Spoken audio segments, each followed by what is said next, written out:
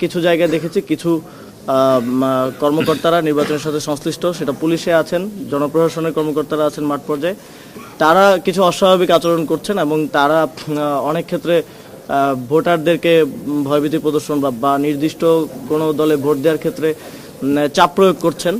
তো এবং বিভিন্ন ব্যবসায়ী গ্রুপকে তারা কল দিচ্ছেন, তারা কল দিয়ে প্রভাব বিস্তার করার চেষ্টা করছেন। তো তার প্রেক্ষিতে আমরা নির্বাচন কমিশনকে ইতিমধ্যে কিছু স্পেসিফিক অফিসারদের অপসারণ এবং পরিবর্তনের বিষয়ে বলেছি। এবং আমাদের আরেকটা অভিজ্ঞতা হয়েছে, সেটা হচ্ছে যখন আমাদের প্রার্থীরা বিভিন্ন অফিসারদের বিষয়ে অভিযোগ করেছেন লিখিতভাবে নির্বাচন কমিশনে, সেটার আর কোনো রিপ্লাই আসলে পাওয়া যাচ্ছে না। ফলে এটা নির্বাচন কমিশনের অবশ্যই এই বিষয়ে একটা টাস্ক ফোর্সই থাকা প্রয়োজন ছিল, যে অভিযোগগুলো আসবে সেগুলো দ্রুততম সময়ের মধ্যে নিষ্পত্তি করা, একটা রিপ্লাই করা যে এটা হচ্ছে বা হচ্ছে না, যেটাই হোক সেটা রিপ্লাই করা। এবং আমরা দেখেছি যে নির্বাচন কমিশনের এক্ষেত্রে যারা পুলিশ প্রশাসন আছে, জনপ্রশাসন আছে, নির্বাচন কমিশনের জানার সুযোগ নেই যে কোন অফিসারের ব্যাকট্র্যাক বা ব্যাকগ্রাউন্ড কি। তো সেক্ষেত্রে জনপ্রশাসন এবং স্বরাষ্ট্র মন্ত্রণালয়ের সাথে সমন্বয়ের ভিত্তিতে এই বিষয়গুলোতে দ্রুত সিদ্ধান্ত আমরা প্রত্যাশা করেছিলাম, যেটা আমরা পাই নাই। তবে আজকে আমরা স্পেসিফিক অনেকগুলো অভিযোগ এবং অনেকের ব্যাপারে আমরা বলে গেছি। আমরা আশা করি এই বিষয়ে দ্রুত একটা ফলাফল আমরা পাবো।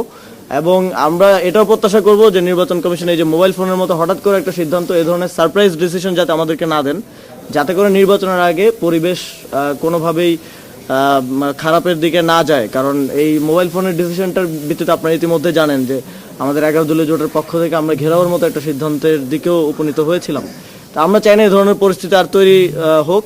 নির্বাচন কমিশনের কিছু কার্যক্রম আমাদের মনে হয় যে ইনফ্লুয়েন্সড হয়ে তারা করেন, যেমন বিএনসিসির বিষয়ে আমরা একটি দলের দাবির প্রেক্ষিতে বিএনসিসিকে কেন্দ্রে না রাখার বিষয়ে এক ধরনের কথা শুনেছিলাম।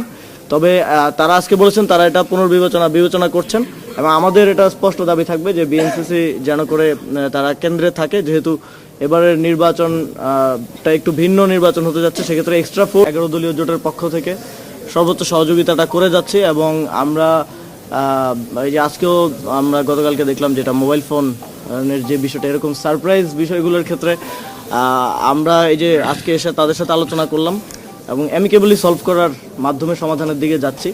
এবং আমি মনে করি যে নির্বাচন কমিশনের এই ধরনের কমিউনিকেশন গ্যাপ এবং এই ধরনের সারপ্রাইজ কোনো সিদ্ধান্ত যদি সামনে না আসে, তাহলে একটা সুষ্ঠু নির্বাচনের দিকে হয়তো আমরা যেতে পারবো। তবে কিছু কনসার্ন, যেটা ইতিপূর্বে এসএম জোবায়ের ভাই বললেন, যে প্রশাসনিক রদবদলের ক্ষেত্রে আমরা ইতিমধ্যে অনেকবার কথা বলেছি আপনাদের সাথে। এখন পর্যন্ত আমাদের দিক থেকে মূল প্রায়োরিটি ছিল যে একটা সুষ্ঠু এবং নিরপেক্ষ নির্বাচন আয়োজন করার জন্য নির্বাচন কমিশন এবং সরকারকে আমরা সর্বোচ্চ সহযোগিতা করব। আমরা ক্ষেত্রে নিরপেক্ষভাবে হওয়ার কথা ছিল, সেটা আমরা দেখছি যে একটি দলকে হয়তো একটু বিশেষ সুবিধা, সেটা আপনারা মাঠ পর্যায়েও দেখেছেন যে একটি নির্দিষ্ট দলের প্রার্থীকে শোকজ করলে সাথে সাথে ওই দিন বা পরের দিনের মধ্যে ওই অফিসার সেখান থেকে উইথড্র হয়ে যাচ্ছেন। এবং আমরা